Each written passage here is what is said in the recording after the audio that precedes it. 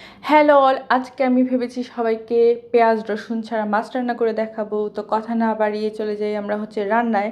তো রান্নার শুরুতেই আমি মাছগুলোকে ভালোভাবে ভেজে নিচ্ছি, কেননা ঢাকার মাছ ভালোভাবে না ভাজলে একটা বাজে ধরনের গন্ধ আসে, যেটা আমি নিতে পারি না।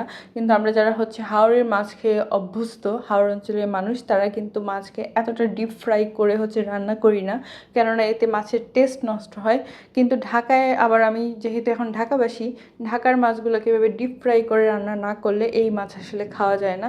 তো আজকে আমি মাছটা রান্না করার জন্য সবজি হিসেবে নিয়ে নিচ্ছি কাঁচকলা।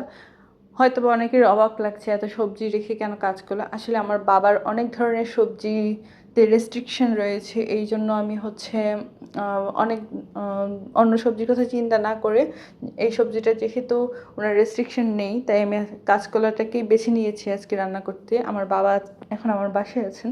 তো যাই হোক, কাঁচকলা দিয়ে মাছটা রান্না করব।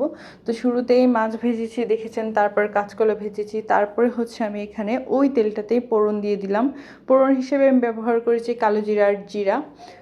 তারপর আমি এখানে মশলা হিসেবে দিয়েছি জিরা বাটা, আদা বাটা, এবং এখানে দেখছেন আপনারা, এখানে কাঁচা লঙ্কাটাকে ভালোভাবে না বেটে আর কি, মোটামুটি একটা বেটে তারপর তার সাথে হলুদ দিয়ে দিলাম, আর সাথে কালারের জন্য অল্প একটু শুকনো লঙ্কার গুঁড়ো দিয়েছি।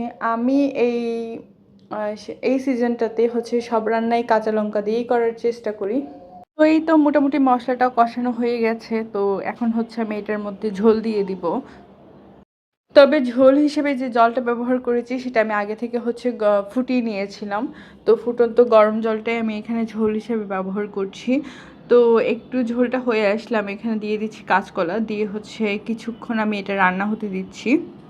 পাশাপাশি বলে রাখা ভালো, আমি এই কাঁচকলাটাকে ভাজার আগে এটাকে কাটার পরে হলুদ জলে ভিজিয়ে রেখেছিলাম। হলুদ জলে যদি ভিজিয়ে রাখেন, কাঁচকলার কালারটা অনেক সুন্দর থাকে।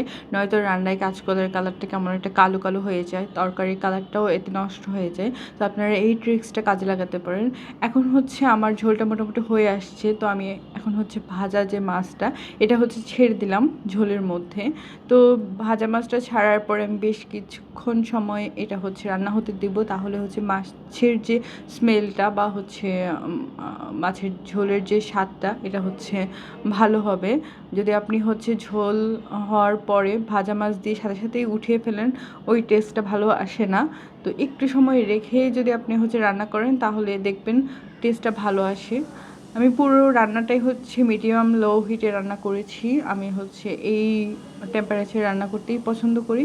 তো ফাইনালি আমার রান্নাটা মোটামুটি হয়ে আসছে। এখন আমি এতে কিছু চেরা কাঁচা লঙ্কা দিয়ে দিচ্ছি। অলরেডি আমি এটা কাঁচা লঙ্কা দিয়েই রান্না করেছি, তারপরেও যদি লাস্টে ছেঁড়া কাঁচা লঙ্কাগুলো দেওয়া হয়, এর একটা সুন্দর স্মেল আসে। আসলে কাঁচা লঙ্কার বিভিন্ন সময়ে ব্যবহারের বিভিন্ন টেস্ট আছে। I think